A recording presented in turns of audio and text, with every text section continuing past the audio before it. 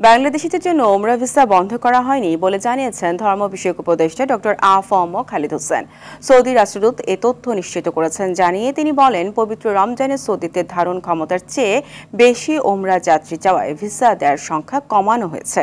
ওমরা ভিসা পেতে বাংলাদেশের এজেন্সির প্রতিনিধিকে যাত্রীর হোটেল বুকিং ও বিমান টিকিটের তথ্যসহ সৌদি আরবের ওমরা এজেন্টের সঙ্গে যোগাযোগের পরামর্শ দিয়েছেন দেশটির রাষ্ট্রদূত।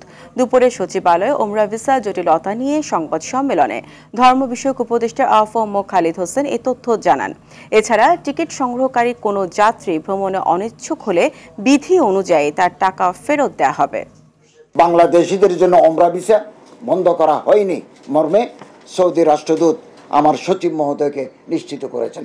টিকিট সংগ্রহকারী যাত্রী ভ্রমণে অনিচ্ছুক হলে বিধি মোতাবেক তার টাকা ফেরত প্রদান করা হচ্ছে।